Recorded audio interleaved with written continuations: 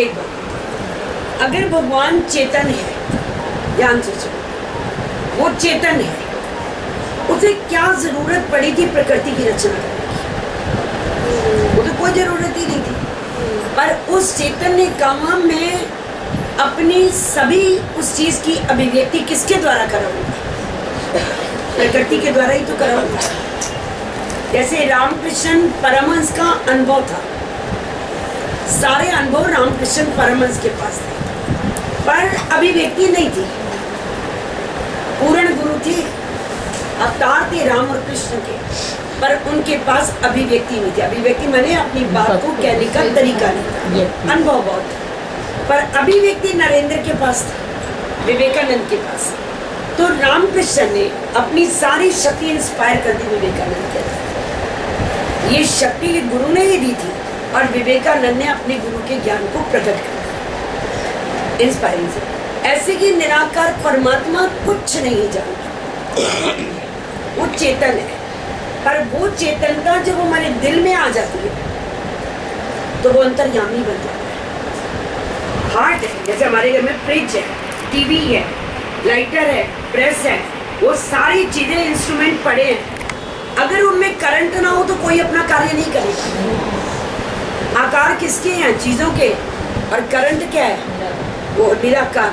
वो current press में गया तो कपड़े प्रेस हो, वो करंट फ्रिज में गया तो बर्फ जम गई, ठंडा हो रहा है, वो करंट अगर हीटर में गया तो आग निकल गई।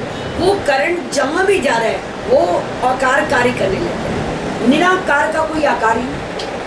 तो निराकार ने सारी अभिव्यक्ति इस देह के माध्यम से कराई, सारा आकार से। राम भगवान जिस समय जनकपुरी में गए थे और अपने रथ पे बैठे हुए थे तो लक्ष्मण ने कहा उतर जाइए अपने रथ से। भारी रथ नहीं था, देव की रथ। बोला प्रभु आप अपने रथ से उतरिए, जब तक आप देह में आएंगे नहीं तो देह वालों की पीड़ा को कैसे जानेंगे? आप देह में आइए और देह वालों की पीड़ा को जानिए। इसी तरह गुरु देह में आया है और आप सबके देह वालों की पीड़ाओं को जानता है। निराकार क्या जानता है? बहुत सुंदर, बहुत सुंदर। क्या जानता है? अगर ये तो हम लोगों को बचपन से एक विश्वास दिलाया गया है कि भगवान पे छोड़ दो, पर आज दिन तक भगवान पे किसी ने नहीं छोड़ी है। अगर हम सब भगवान पे छोड़ देते तो हम रिश्तेदारों की काहे को गुलामी सलामी करते, और फिर सारे रिश्तेदारों को क्यों कहते हैं? क्योंकि हमें मालूम है कि हम भगवान पे नहीं छोड़ पाते। अब हम लोग गुरु पे छोड़ देते हैं क्योंकि गुरु हमारी एक एक नस के बारे में जानते हैं। हमारा मन कहता है कि गुरु नहीं जानते। और गुरु को मालूम है कि तुम्हारी देह में सबसे खतरनाक आतंकवादी मन है।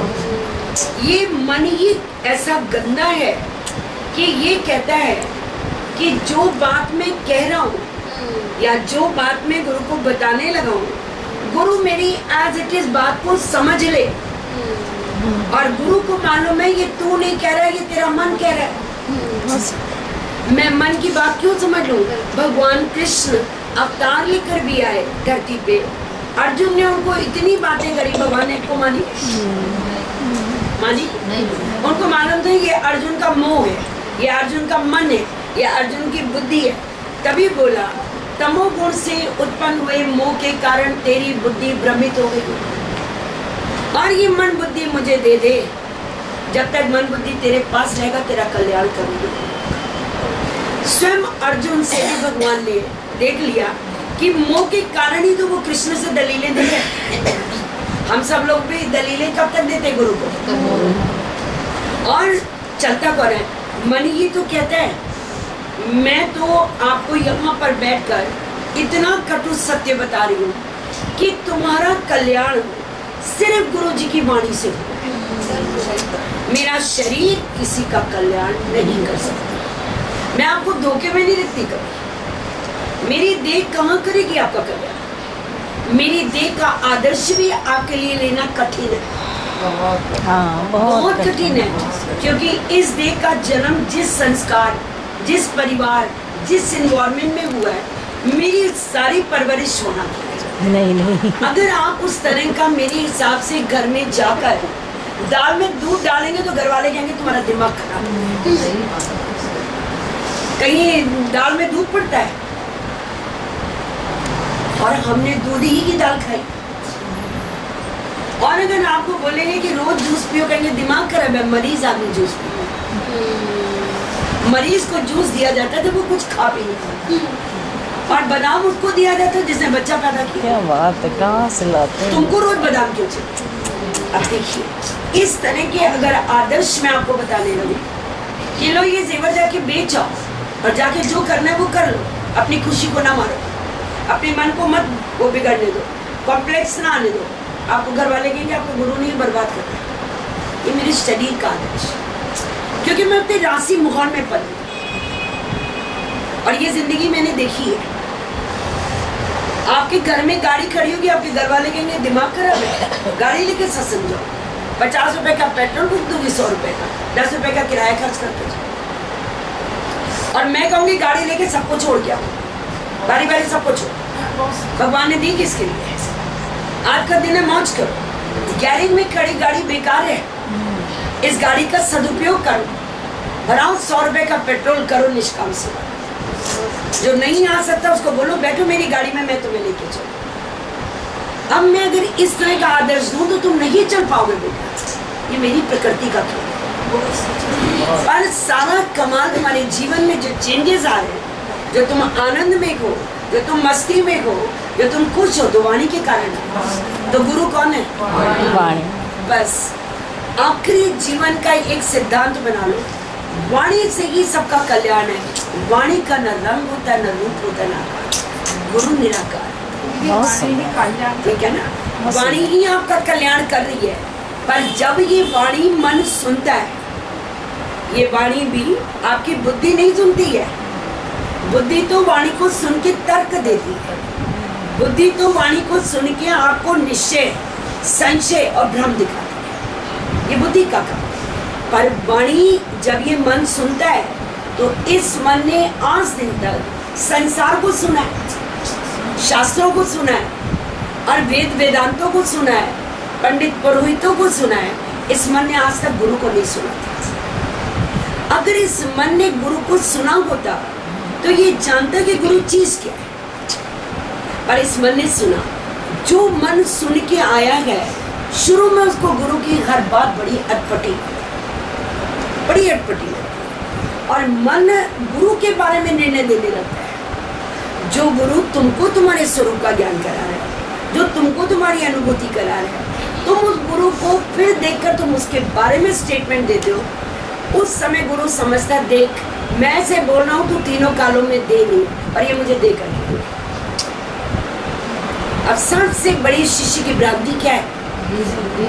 गुरु कह रहा है तू ये दे नहीं है, गुरु कह रहा है तू ये दे नहीं है। हमारा मन कहता है गुरु दे, और ये दे में है, पर मेरी बात नहीं समझता तो छोड़ दो भगवान पे। भगवान तो जानी जान है। अगर भगवान जानी जान होते और भगवान पे छोड़ देते तो उन्होंने गुरु को क्यों बनाया था? बहुत सही बात है। वो कहा तुम ही जाओ और तुम ही इनके दिल की जानो।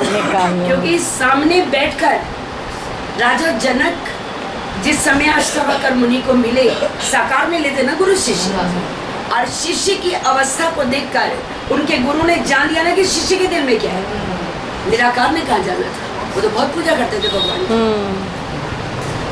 आज आप लोग इतनी पूजा करते थे, किसी मूर्ति ने आपको जाना नहीं, पर साकार गुरु ने जाने। देखो तुम्हारी बुद्धि कितनी चलती है, देखो तुम्हारा मन कितना चलता है, देखो तुम्हें बात करने का ढंग नहीं है, तुम्हें बात बताने का ढंग नहीं है। किसी के मन में संशय आता है कैसे क्लियर करें, इतनी भी आर्ट तुम्हारे नहीं है।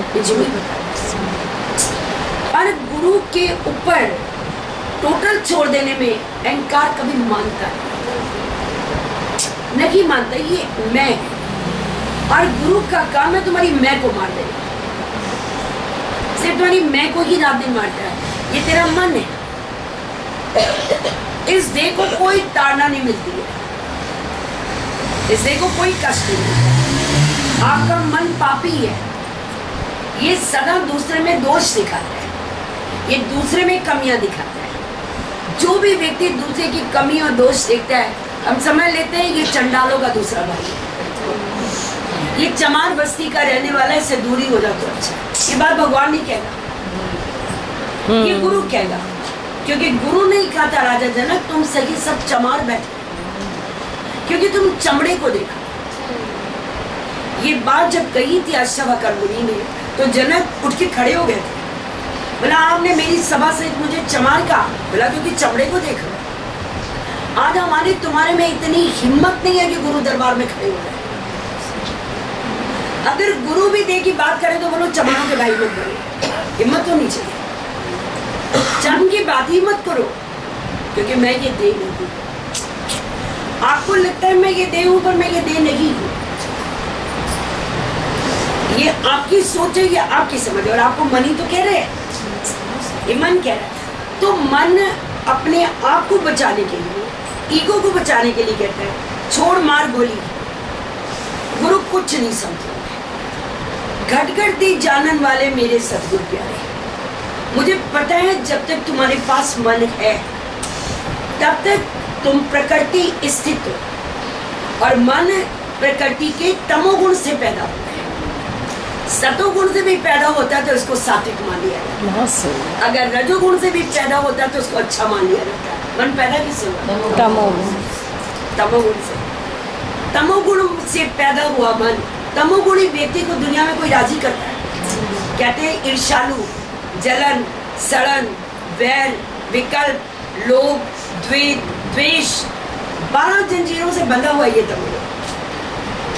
मन बुद्धि शरीर और मोह, विकल्प, द्वेष, लोभ, मोह, अहंकार, 12 कड़े की जंजीर में है तमोगुण, और 12 कड़े की जंजीर में है सतोगुण, और 12 कड़े की जंजीर में है रजोगुण। तभी तो तुम्हारे पंडित 36 गुण कहते हैं। 36 गुण है। अब तमोगुण से जो मन पैदा हुआ है, गुरु कभी तमोगुणी की बात को सच मानेगा? यही तो लड़ाई है गुरु शिष्य की। गुरु शिष्य के बीच में लड़ाई का कारण क्या है? मन। तेरे मेरे बीच में कैसा है ये बंधन अनजाना? गुरुजी मैंने नहीं माना पर तूने जाना। गुरु जानते ही मनमुख है, मनमुख डुबोए गुरुमुख उबारे। मेरे मन चलना तो गुरु के सहारे, हमको चलना है गुरु के इशारे और गुरु के सहारे। हम लोग चल जाते हैं प्रेमियों के सहारे। सारे ये चमार बैठे हुए हैं, चंडाल की जो चंडालों की जितनी बुद्धि है उससे ज्यादा तो बात बस। मिले संत कुछ कहिए सुनिए, और मिले असंत मुष्ट हो रही है। ये बात गुरु को क्यों कहनी पड़ी?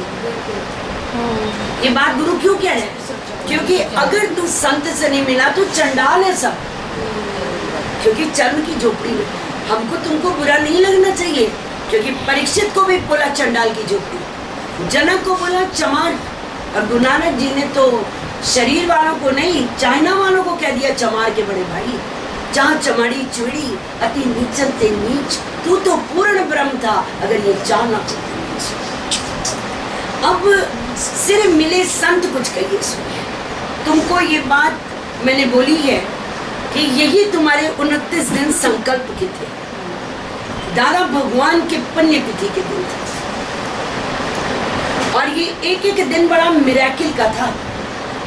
जिसने इसका आनंद लूटा उसने लूट लिया, और जो चूक गया वो चूक गया। जैसे जन्माष्टमी आती है तो सबको लगता आ रही है, मार्केट सजने लगते हैं, मार्केट में ठाकुर जी के भोग आ जाते हैं, ठाकुर जी के कपड़े आ जाते हैं। 1 महीना पहले ही कृष्ण भगवान का जामा बिकने लगता है, और सबके दिमाग में होता है कि खरीदना है। तुम्हारे दादा भगवान की पुण्य तिथि, इन पुण्य तिथि का ही ये संकल्प है कि दादा कर इतनी कृपा, इस चंडाल रूपी देह से हम निकल। और अगर हम मानते हैं कि जन्माष्टमी वाले दिन ब्रह्मांड में कृष्ण का तेज होता है, तो कृष्ण से भी ज्यादा तेज अपने सतगुरु का। कृष्ण ने तो एक कंस मारा, एक कंस, और कुछ नहीं मारा, एक कुब्जा सारी, और एक राधा को प्यार किया, और कुछ नहीं किया कृष्ण ने। मेरे गुरु ने करोड़ों के कंस,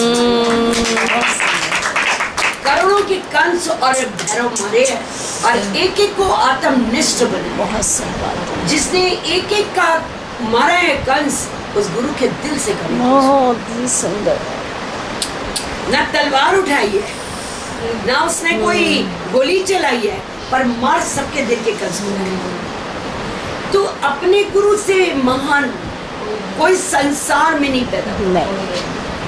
जैसे उसने कल कहा था कि अगर मुझसे कोई कहे तो मैं अपने भगवान को भी बड़ा तुच्छ समझता हूँ, पर अपनी माँ को मैं बहुत महान मानता हूँ। मेरी माँ जैसा कोई नहीं हो सकता।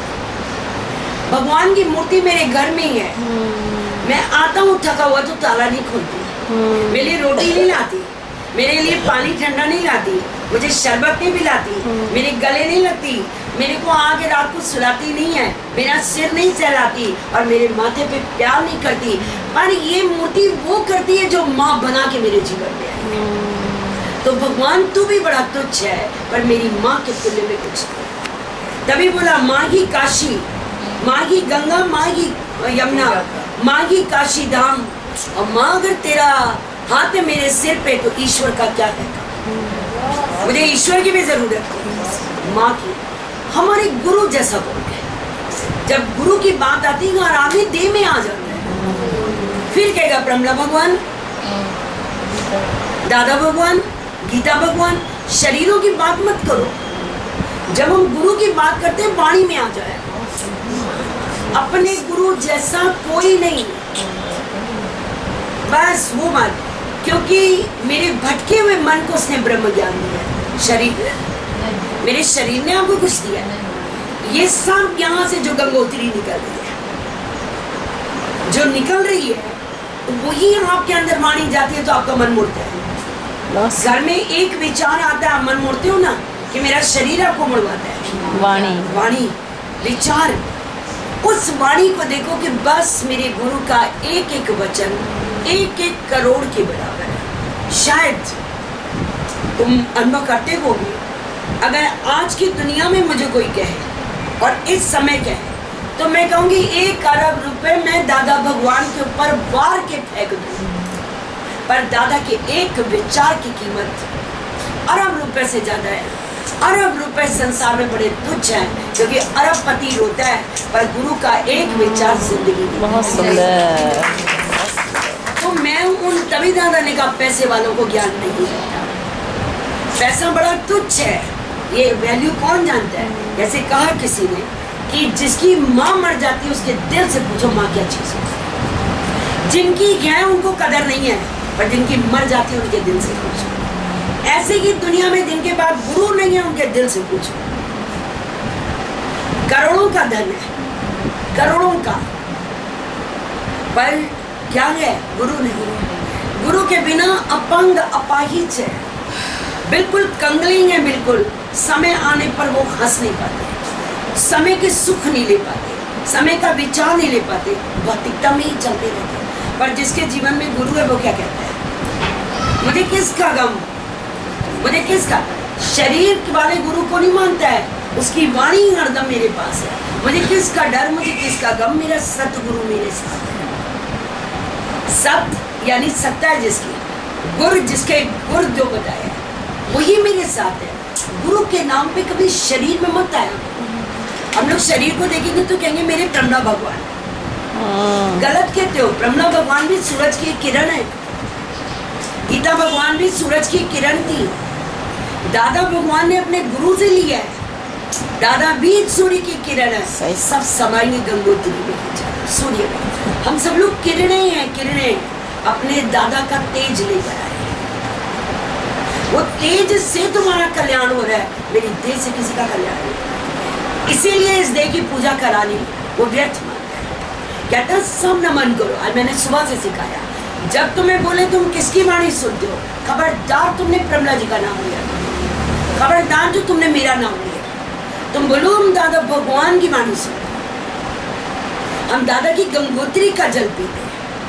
तुम इस देह का नाम लेते हो, तो इस देह का नाम सुनते ही लोग में कहेंगे वो छोटे गुरु, वो बड़े गुरु। भीड़ को देख के तुम समझते हो कि बड़े गुरु हैं, और अपने दादा भगवान का पॉइंट है कि भीड़ गुरु में भेड़ गुरु हो जाता है। जो भीड़ गुरु है वो भेड़ गुरु बन जाता है, फिर भेड़ चाल हो जाती है। ये अपने दादाजी का पॉइंट है। भीड़ को तो कभी उन्होंने बड़ा गुरु माना ही नहीं। दादा ने कहा जंगल का राजा अकेला शेर चल रहा है। शेर को देखो वो जंगल में अकेला है, इर्द गिर्द तो उसके चमचे नहीं है। हमारे इर्द गिर्द कौन है? देखो चमचा नहीं है, एक भी नहीं है। प्रेमी बहुत है, लाखों प्रेमी है, पर चमचे एक भी नहीं। अकेला गुरु, उस गुरु का नाम लेते जब भी कोई बोले। अभी मैं बार बार आपको क्या कह रही हूँ, वाणी लिख के नीचे क्या लिखते हम लोग? हरिओम। सच्चित आनंद स्वरूप मम रूप मेरे आत्मन मम प्रिय, ये मेरे दादा का वचन था। दादा ने जब भी किसी को चिट्ठी लिखी, दादा ने लिखा सत्य चित आनंद स्वरूप मेरे आत्मन मम रूप बेगमपुरी के वासी, जात हमारी आत्मा परमेश्वर परिवार है, बेगमपुर में रहने वाले करते हम सब। दादा हमें कहते हैं मेरे आत्मन मम रूप। हम लोग क्यों कहते हैं कि गुरुदेव? हम क्यों नहीं कहते हैं सच्चिदानंद स्वरूप? हम देह में आ जाते और देह में आकर सारे भी उल्टे सीधे करते हैं, क्योंकि देह में आओगे तो तुम बोलोगे गुरुजी आप मेरे घर वालों को नहीं जानते। गुरु देह की एक एक नस के देवता को जानते हैं। बताओ जरा, पिंड तुम्हारा ही है और इसी पिंड में तुम रहते हो। तुम्हें ये नहीं पता तुम्हारे पिंड में प्राणों का नाम क्या है? इस पिंड के अंदर कितने तीर्थ है, इस पिंड में कितनी बड़ी बड़ी आते हैं, इस पिंड के कौन कौन से अंग के क्या क्या देवता है। वैष्णो देवी रहती है, वैष्णो देवी में जम्मू में, ये तुम जानते हो। मनसा देवी रहती है वहां पे, ये जानते हो। काली रहती है कलकत्ते में, ये जानते हो। फलानी जगह वहां रहते। उन देवता, बद्रीनाथ में विष्णु जी रहते हैं, वो जानते हो। अमरनाथ में शिव जी रहते हैं, ये जानते हो। तुम्हारे देह में कौन रहता है ये तुम नहीं जानते। ब्रह्मांड से वाकिफ हो पर अपने पिंड से नहीं, अधूरा ज्ञानी है। अपने आप से वाकिफ हो, सारा ये देवलोक है। अगर तुम गुरु के पास आ जाओ, गुरु के पास नहीं आया तो ये चंडालों का बड़ा भाई चमार बस्ती है, गुमुत का थैला है। जब तक हम लोग गुरु के पास नहीं थे ये कचरे का थैला था, सिर्फ नरक के सिवा इसमें कुछ नहीं। शरीर में तो मल रोज ही बन रहा है और यूरिन भी रोज बन रहा है, कफ भी बन रही है, मैल भी बन रही है, कान में भी वैक्स है, आंखों में पैच है, नाक के अंदर भी गंदगी है, नाखूनों में भी गंदी है और मल मूत्र तो तुम्हारा पनीर है और औरत के शरीर का एक और धर्म है। नरक ही तो नरक तुम्हारी देह से निकल रही थी उस समय। अगर गुरु ने कहा तो गोमूत्र का थैला तो क्या गलत था। और दूसरा उन्होंने बोला तुम नाली का कीड़ा है, हर बार नाली से निकला। नाली के कीड़ों, तुम्हें क्या पता कि तुम्हें गुरु कैसे बंगला बनाता। माँ की गर्भ रूपी नाली से हम निकले कि नहीं निकले? क्या माँ का शरीर नाली की तरह नहीं है? है या नहीं है? हम नाली के कीड़े ही हैं या नहीं है? सही कहा था गुरु ने। और अगर हम इस देह में रह के मन के अधीन है तो हम चमारों के भाई हैं। अगर हम चाइना के अधीन है तो हम नीचम से नीच है। सही पहचान गुरु ने दी। पर जब उसने ज्ञान दिया, इस काया को कंचन बनाया, माटी से कंचन निकली। जब मिट्टी से कंचन बनाया तो बोला ये देवलोक है, ये देवताओं का वास है। देख तेरे पैरों के देवता विष्णु जी। अब विष्णु जी कहाँ वास करते हैं? तुम्हारे पैरों में। ब्रह्मा जी कहाँ वास करते हैं? तुम्हारी जनेंद्रिय में। तुम्हारी जनेंद्रिय में वास किसका है? ब्रह्मा जी का। और तुम्हारे फिर आकर वास है यहाँ पर शंकर जी का। बुद्धि के देवता गणेश है और सारे मन के देवता चंद्रमा है, आंखों के देवता सूर्य है, नाक के देवता वरुण है, मुंह के देवता अग्निदेव है, कानों के देवता अश्वनी कुमार है। सारे देवता हैं कि नहीं? वो कब पता चला कि तुम चंडाल की झोपड़ी से आ गए? गुरु ने कहा ये देवलोक है। अब यहाँ पे देवलोक है, तुम देवताओं को देते हो, देवता तुमको देते हो। जब तुम पेट में खाना खाते हो, जस्टा अग्नि अधियज्ञ रूप में वो कौन लगाता है? भगवानी। अधियज्ञ रूप से तेरे अंदर डाली हुई आहुति का भोग कौन लगाता हूँ? मैं। उससे मैं सारा कुछ बनाकर इस पिंड को देता हूँ। हर इंद्रिय में मेरा पचाया हुआ यज्ञ का प्रसाद पहुँचता है। तुमने देवताओं को दिया, देवताओं ने तुम्हें देखने की, सुनने की शक्ति दी। सही है गलत? ब्रह्मा भगवान ने सिटी मॉन्टेसरी में ये क्लियर किया था कि तुम देवताओं को देते हो, देवता तुमको देते हैं। और ये प्रश्न बरेली की एक शांता जी थी जिन्होंने पूछा कि भगवान गीता में लिखा है कि तुम देवताओं को देते हो और देवता तुमको देते हैं, कैसे? भगवान ने कहा और कहीं कोई देवता नहीं है, तेरे पिंड में ही देवलोक है। एक एक इंद्रिय का देवता बताया था उन्होंने। और 4 बाग के सिटी मॉन्टेसरी में ये सत्संग होता था। तब भगवान ने कहा जब हम सुबह प्राण ये शरीर रूपी हवन कुंड में जब आहुति डालते हैं तो जस्टा अग्नि में ये जाता है। जिस प्रकार बाहर के हवन कुंड में आहुति जाकर हम स्वाहा करते हैं, वो उसका रूपांतरण कर देती है। हमारे शरीर में खाया हुआ जब डाला हुआ भोजन आदि यज्ञ रूप में भगवान करते हैं, वो रूपांतरण कर देते हैं। फिर वो जो खून बनता है, लिवर से खून बनता हुआ किडनी में साफ होता है। ये भी सोच लेना कि जब तुम्हारा खून जो बनता है वो लिवर से बनता है। अगर तुम्हारी बॉडी में लिवर एक्टिव नहीं है तो खून बनना बंद हो जाता है, जॉइंटिस हो जाता है, पीले ही पीला हो जाता है। लिवर से खून बन के किडनी में जाता है, किडनी में खून साफ होता है, किडनी से खून साफ होकर हार्ट में आता है, हार्ट से धमनियों के द्वारा सारे अंगों में पहुंचता है। सारे अंगों में जब खून पहुंच जाता है तो सब में देखने, सुनने, समझने की शक्ति आती है। तुमने देवताओं को दिया, देवताओं ने तुम्हें दिया। हम अपने गुरु की बात मानेंगे ना, हम जहान भर की नहीं मानेंगे, क्योंकि जहान जो कहता है वो उधारी बात करता है। उसने देवलोक तुम्हारे लिए रच दिया है और साइंस कहती है ऊपर मंगल शुक्र कुछ भी नहीं है, ना देवलोक है, ना स्वर्ग है, ना नरक है। वो वैज्ञानिक कहते हैं नीचे भी कुछ नहीं है, जो कुछ है वो बीच में। तुम अभी इसको समझ लो तो सारे देवताओं को हम लोग देते हैं। आंखों का देवता सूर्य तुम्हें रोशनी दे रहा है ना, 4 दिन खाना ना खाओ तो आंखों से दिखता नहीं है, पैरों से चल नहीं पाते, थर थर कांपते हो। मन तुम्हारा चंद्रमा है देवता, कभी घटता है कभी बढ़ता है, इसीलिए जो मनमुख होते हैं उनकी कभी एक स्थिति नहीं होती। चंद्रमा की आदत क्या है, कभी इतना इनकार उसको आता है कि मैं पूर्ण हो गया, और जैसे ही पूर्णता का इनकार आता है उसकी कलाएं घटने लगती है। तुमको भी यही हाल होता है, मन कभी घटता है कभी बढ़ता है, क्योंकि इसका देवता चंद्रमा, आंखों का देवता सूर्य है। और ये वरुण अग्नि, मुंह से अग्नि है, वचन संभाल के बोलिए, वचन के हाथ ना पाऊं, एक वचन औषध करेगा, एक करेगा। हर चीज गुरु ने हमें बताई।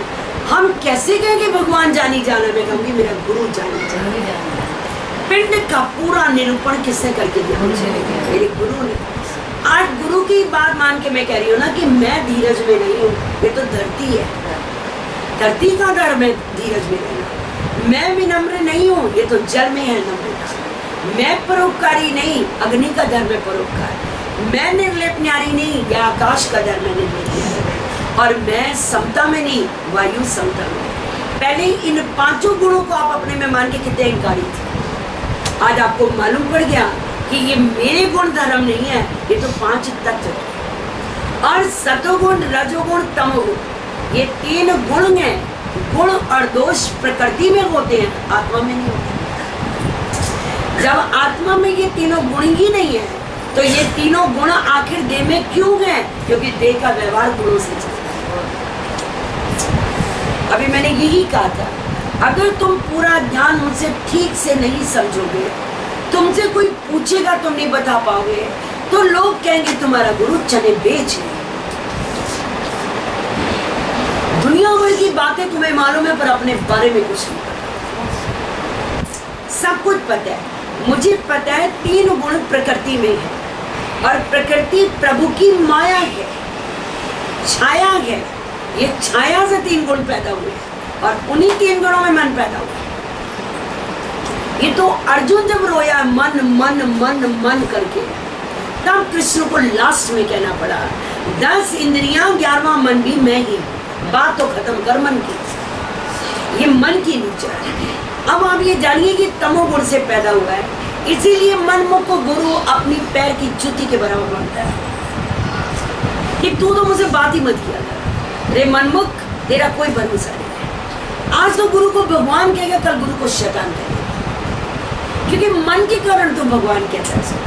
तेरे मन की अनुकूलता हो जाए तो तू कहेगा भगवान है, तेरे मन की प्रतिकूलता हो जाए तो तू कहेगा गुरु शैतान है। तेरी गाँव में यहाँ मिला देगा तो कहेगा तू मेरे तो 100 सूर्यों का तेज है, तेरी गाँव में यहाँ मिलाएगा तू बुराई करेगा। अब सारी जिंदगी इस ब्रह्म ज्ञान में हर आदमी लुढ़क क्यों रहा है? क्योंकि वो गुरु को भगवान करके देख ही नहीं पाता, उसकी आत्म दृष्टि नहीं बनती है, उसको दे दृष्टि करके रहता है। तो आप ये ना किया करो, आप ये ना किया करो, आप ऐसे ना किया करो। वो समझाता है, गुरु उसकी बात निकलने पे लपेट लेता है, कहता है ये मनमुख ये डूबता रहेगा, तभी तो कल्याण करने के लिए कहता है छोड़ पीछा मन का, मार गोली मन को। ये तेरा मन ही तो कहता है ये पूर्ण है, और तेरा मन ही कहता है ये अधूरा है। दुनिया में ना कोई अधूरा है ना कोई पूरा है, पूरा है तो भगवान पूरा है, परमात्मा पूर्ण है। क्यों पूर्ण है? क्योंकि वो प्रकृति में नहीं, प्रकृति अपूर्ण है क्योंकि प्रकृति परमात्मा से है, परमात्मा प्रकृति से नहीं। तो पूर्ण कौन है? भगवान है। वो पूर्ण है, बस इतना मानते हैं, बाकी वो कुछ है। उसने गीता में लिखा मैं कुछ नहीं करता, जब मैं कुछ करता ही नहीं तो मेरे पास एप्लीकेशन लेके क्यों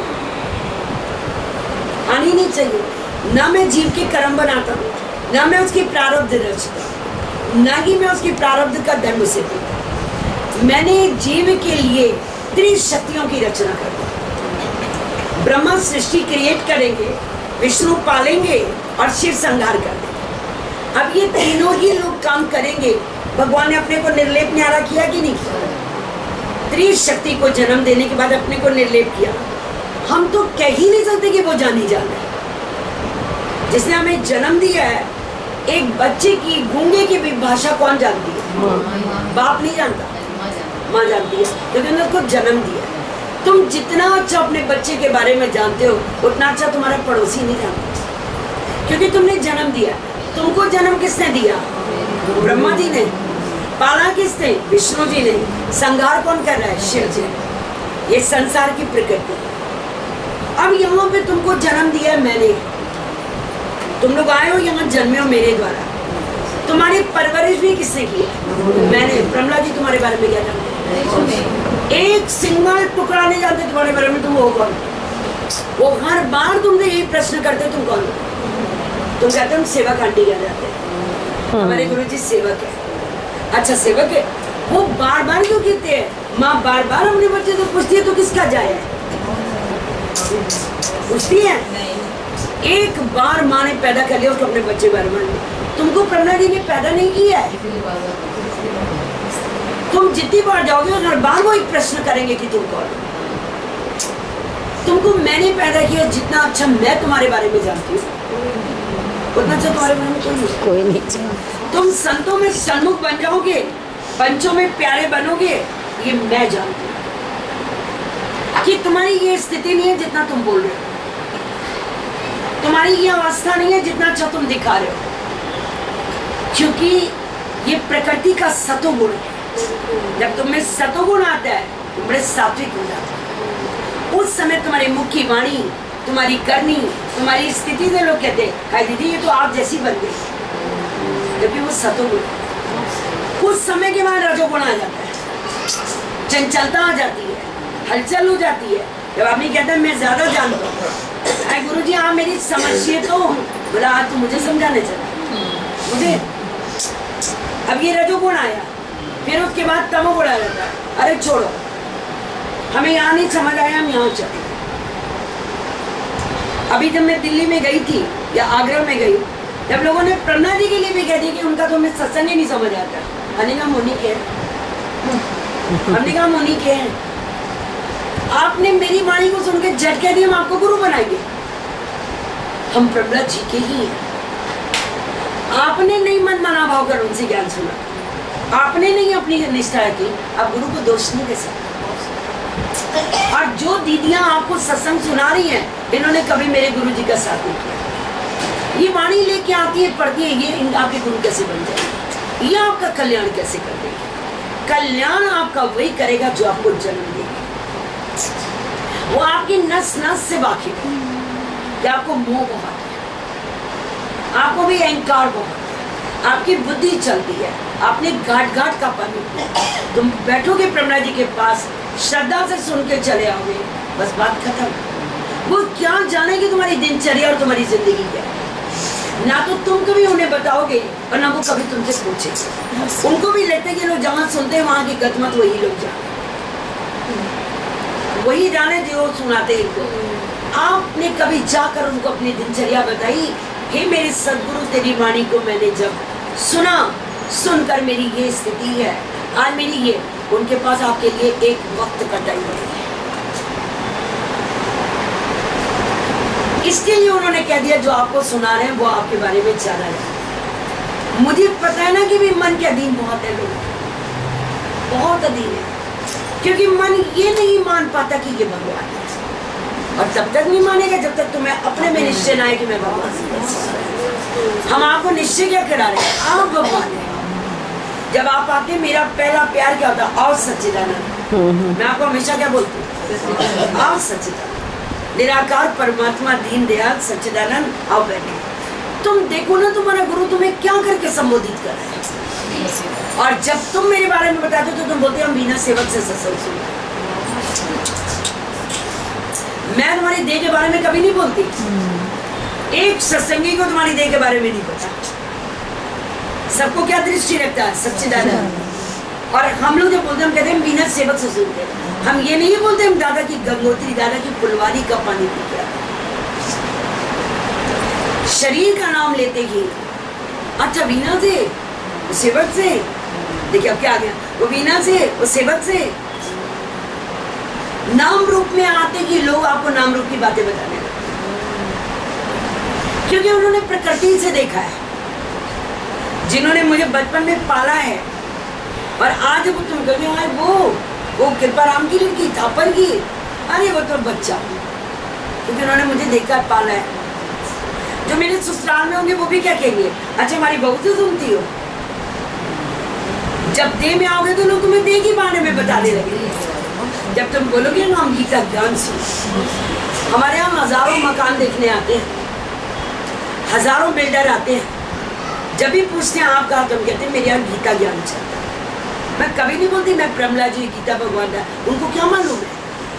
मैं अपने गुरु का नाम ऐसे लोगों के सामने लूँ भी क्यों।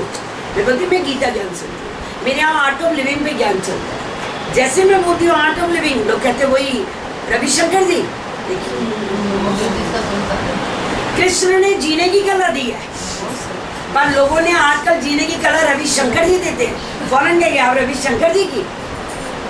मैंने बोला नहीं, आर्ट ऑफ लिविंग जो कृष्ण ने दी थी। हम लोग गीता ज्ञान करते हैं, एक ही बात बोलते हैं हम गीता ज्ञान वाले। आप भी यही बोलो, देखिए बात करते ही सब बातें दे दिया जाए। गुरु आत्म दृष्टि दे रहे हैं। मैंने कहा था कल, एक माँ का संबंध अपने बच्चे से आत्मिक होता है। पत्नी का संबंध इंसान के साथ, अपने पति के साथ भोग का होता है। पत्नी तालाब होती है, माँ समुंदर होती है। समुंदर में हीरे मोती होते हैं, तालाब में तो काई होती है।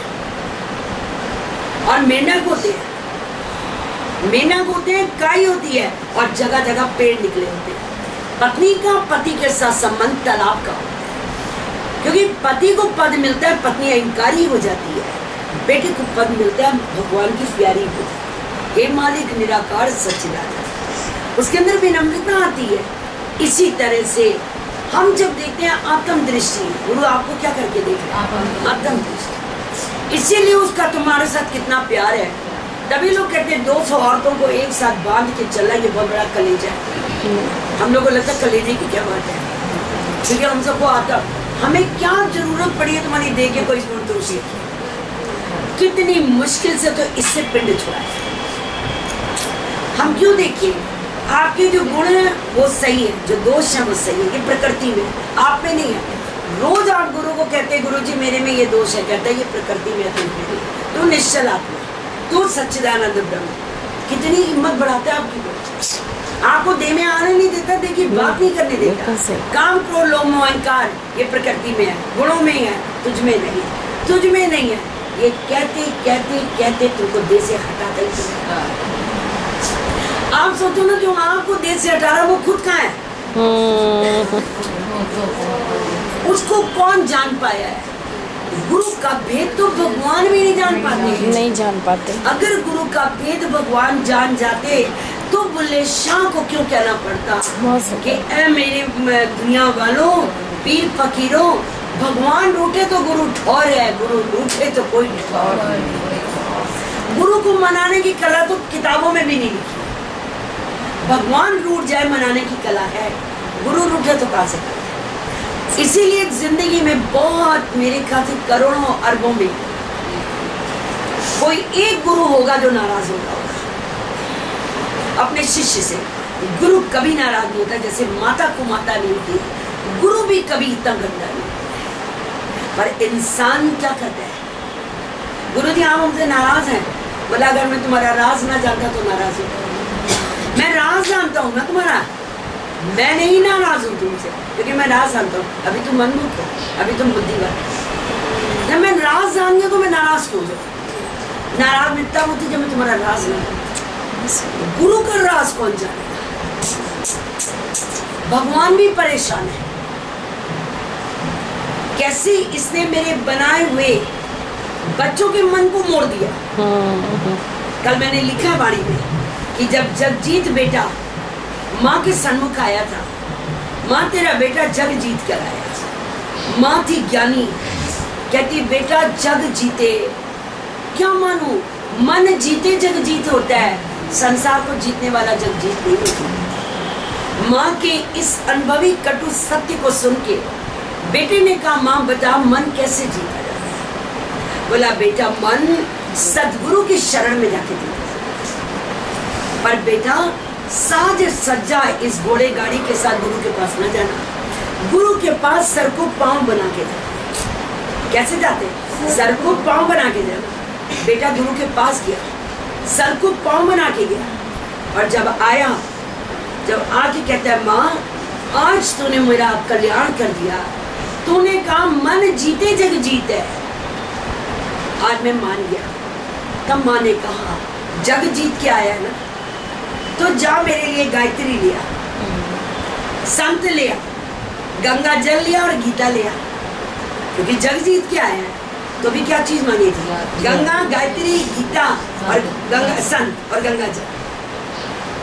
गंगा जल भी पैसे से मिल गया, गायत्री भी पैसों से मिली, गीता भी पैसों से मिली, संत कहाँ से मिली? खड़ा हो गया सिकंदर संत के सामने, क्या लगा उठ, मेरी माँ ने तुझे बुलाया है। बोला सूरज की रोशनी है। बोला मैं जगजीत राजा हूँ। बोला सूरज की रोशनी है, हट जाओ। तीसरी बार फिर संत ने कहा अरे हटो, रोशनी आने दो। बोला दुनिया में सब कुछ खरीदो, संत को नहीं खरीद सकते, चले दो यहाँ से वापस। संत पैसे से नहीं मिलेगा। और बैठा कहाँ था वो संत? पेड़ के नीचे। पैसे वाले अगर गुरु होंगे तो वो संत नहीं होंगे। जहां पैसा है वहां संत ही खत्म हो जाता है। जहां धन आएगा पाप शुरू हो जाएगा, सत्य दब जाएगा। अभी बीच में साईं बाबा का निकला था ना, साईं की पूजा करता था, साईं की प्रार्थना करता था, साईं के नाम पे इतना बनाया था, अंदर लड़कियों का व्यापार चलता था। कितना टीवी पे उसको बदनाम किया है। लोगों ने साईं बाबा के मंदिर जाना छोड़ दिया। साईं का कीर्तन भजन प्रार्थना दिखाई उसने सात्विकता, और अंदर धंधा क्या किया? करोड़ों रुपए ब्याज पर उसका चल रहा है। आज ऐसे ऐसे लोग जब टीवी पे बदनाम होते हैं तो इसका मतलब कि जहां संत का डेरा हो वहां ये सब कर्म नहीं होने चाहिए। बाहर तो आपको दिखा दिया जाएगा सत्संग भजन कीर्तन, और अंदर होंगे दुनिया के व्यापार। तो फिर दुनिया के लोगों में और हमारे सत्संग में अंतर ही क्या रह जाएगा? अंतर रह जाएगा। आप अंदर सोना बेचोगे, चांदी बेचोगे, हीरा बेचोगे, कपड़े बेचोगे, मोती बेचोगे, दवाइयां बेचोगे, कैसे? तो हम लोग दुनिया के आगे क्या बोल पाएंगे अपने गुरु की सच्चाई? बाहर तो ज्ञान ध्यान स्नान, अंतर व्यापे लोक स्वान। इतना पाप हो जाए। बड़ा मुश्किल है ये चोला पहनना, आसान नहीं है चोले को पहनना। इसको पहनने के लिए सर्वस्व जला देना, शान शौकत सब खत्म कर देनी। पैसा तो बड़ा तुच्छ है, जहां पैसा आएगा वहां पाप हो जाएगा। गुरु के घर में लोग रहते हैं। अभी कितने आश्रम बने हैं हरिद्वार में, 3 दिन की रहने की फ्री की इजाजत होती है आपको वहां पर। आप फ्री में रहिए, जान पहचाने तो 8 दिन फ्री में रहिए, क्योंकि वो आप ही जैसे के कुछ सात्विक लोगों ने आश्रम बना दिया कि आप लोग जाइए वहां निवास करिए। अगर गुरु के घर भी रह के तुमको 300 रुपए किराया देना पड़े, इससे अच्छा तो होटल है। होटल है, होटल में जाओ रहो। पैसा जब पैसा दोगे, जब 300 रुपए देना पड़ेगा, लोग भागने लगते वहां से। फ्री में होगा तो रहेगा। अगर गुरु 300 रुपए रोज ले खाने का रहने का, आप भागोगे क्योंकि आपका मन गणित में आ जाएगा। आपको लगेगा 300 रुपए और ये भी निष्कामी गुरु का डेरा। ये मन है, इसीलिए मन को मारता है गुरु कि अंत समय तक तेरी बुद्धि चलेगी तो आत्म पद से गिर जाएगा। दादा ने बहुत अच्छा कहा था, आश्रम बनाना नहीं, मेरी चीजें प्रेस में ले जाना नहीं, मत ले गया। देखो दादा का सच्चा भक्त मुझे दिखाओ जिसने दादा की वाणी को माना है, सारी दुनिया से पूछ कर उसमें निकाल के बंद किया। वो वाला भक्त मुझे बताओ, डिसाइपल दादा का, जिसने दादा के वचन को माना। कभी तो आश्रम ना बनाना, अपने घर को आश्रम बनाना। कभी मेरी किताबें ना छपवाना, मेरे वचनों को मत बेचना। अगर मेरे वचन बिक गए तो इन वचनों की कीमत खत्म। ये दादाजी के वचन है ना। आज अगर दादा के लिखे हुए वचन बिकने लगेंगे तो तुम बोलोगे आपका गुरु झूठा है। आप पॉइंट तो बता रहे कि दादा ने कहा आश्रम में बनाओ, आश्रम बन गया। आप कहती दादा की किताबें ना करो, दादा की किताबें आ गई हैं। आप कहती वाणी ये प्रेस में ना जाए, वो वाणी प्रेस में आ गई। और अब तो आपके यहाँ 5-5 रुपए में वाणी बिकती है। बदनाम कौन होगा? अपने दादा का वाणी। ये कर्म करता कौन है?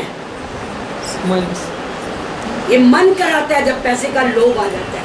इन बातों से सेवा, हमें श्याम डैडी ने कहा था, हथ स्योणो ना लगदा सेवा बिना, मुख स्योणो ना लगदा भजन बिना, कन स्योणो ना लगदे वाणी बिना। इन हाथों की शोभा तब है जब अपने गुरु की महिमा और स्तुति लिखते। अगर आप गुरु की वाणी लिखते हो और 5 रुपए में बेचते हो, हत्यारे हो या नहीं हो। वाणी किसकी है? गुरु की। निकलवाता कौन है? शिष्य की भावना। अगर शिष्य में भावना ना हो तो वाणी निकल जाएगी, और श्रद्धा ना हो तो कोई सुनेगा? श्रद्धावान लभते ज्ञान। और भावना वाणी निकाल। वाणी हम सब के भीतर किसकी है? अपने गुरु की वाणी। आप लोग भाव रख के निकाल लेते हैं, कुमुद लिख दे, रीता लिख दे, उषा लिख दे। कल मैं कहूँगी लिखी है, लो इसकी फोटो स्टेट कराओ, बांटो। अभी देखो सुषमा के हस्बैंड को 1,000 कॉपी मुझको फ्री में करा के देते बेचारे। माँ ये मशीनें हमारी तब सार्थक है जब हम आपकी वाणी लिखे। और पूरे बैंक में कोऑपरेटिव में बढ़ती है वाणी दादाजी। किसी को नहीं मालूम हम लोगों की वाणी कहाँ कहाँ तक जा रही है। और वो कहते हैं आपके गुरु के हाथ की लिखी हुई। पूछना कल सुषमा से, उसके एक हस्बैंड के ऑफिस से जो लेके जाता है, उन्होंने जाकर अपने मंदिर में हमारी रखी हुई है कि ये आपके गुरु के हाथों की लिखी है। और गुरुजी इतनी सेवा करते हैं, रात रात लिखते हैं। हम भी कह दें कि 5-5 रुपए में बेच दे। मैंने तो बंच बनाया अभी तुम लोग के लिए, पूरी पूरी कॉपी ट्रेस करवाई है। तो मेरी तो फिर एक किताब 500 में बिक जाए। गुरु की वाणी को बेचने का किसी का क्या राइट होता है? पर मन लोभी कुत्ता है ना। और जो लोग भेड़ चाल में होते क्या कहते हैं? अरे इस बहाने किसी का कल्याण होगा। तुम सामने बैठ के कल्याण नहीं कर सकते, तुम चिट्ठियों से क्या कल्याण करोगे? गीता में वही ज्ञान लिखा है जो आज हम लोग बोल रहे हैं, वेदों में वही चीज लिखी है जो हम बोल रहे हैं।